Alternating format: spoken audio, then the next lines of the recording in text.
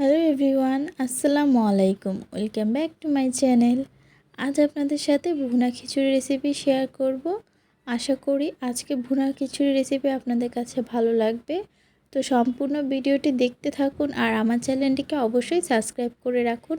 নতুন নতুন ভিডিও পেতে আমার চ্যানেলের পাশেই থাকুন। চলুন তাহলে মূল রেসিপিটি দেখে আসি। খিচুড়ি তৈরি করার জন্য প্রথমে আমি 1 কেজি পোলার চাল নিয়েছি। এখানে আমি চিনি গুঁড়া চালটা ব্যবহার করেছি। এরপর এর মধ্যে হাফ কাপ মুগ ডাল, 1/4 কাপ ছোটো মসুরের ডাল আর 1/4 কাপ বড় মসুর ডাল। এখানে আমি 2 প্রকার মসুর ডাল ব্যবহার করেছি।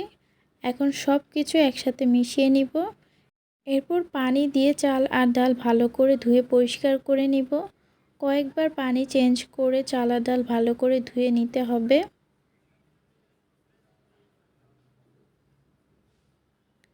এই তো আমি চাল আর ডাল ধুয়ে একটি ছাঁকনিতে ছেঁকে রেখে দিয়েছি। এখন একটি হাঁড়ির মধ্যে আমি 1/4 কাপ সয়াবিন তেল দিয়ে দিব। এর মধ্যে দিয়ে দিব 3টা তেজপাতা, 2টো দারচিনি আর 3টা এলাচ। এরপর 4 টেবিল চামচ পেঁয়াজ কুচি দিয়ে পেঁয়াজটাকে কিছুক্ষণ তেলে ভেজে নিব। এরপর এর মধ্যে দিয়ে দিব 1 টেবিল চামচ রসুন বাটা, 1 টেবিল চামচ আদা বাটা।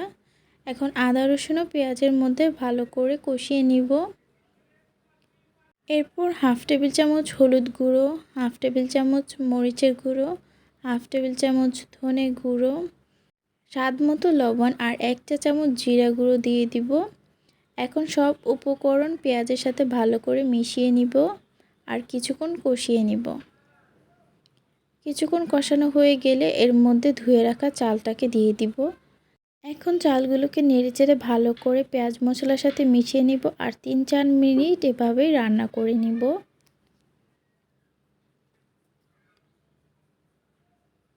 ভালো করে মিশানো হয়ে গেলে এরপর এর মধ্যে দিয়ে দিব 6 কাপ গরম পানি।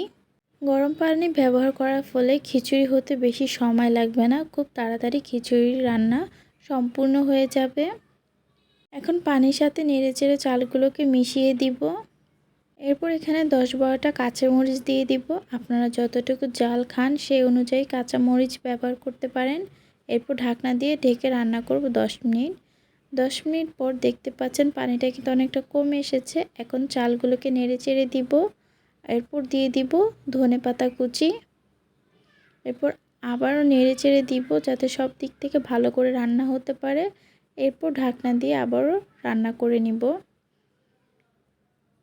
আবারও প্রায় 10 মিনিট রান্না করে নেওয়ার পর দেখতে পাচ্ছেন এখন কিন্তু পানি প্রায় শুকিয়ে গেছে।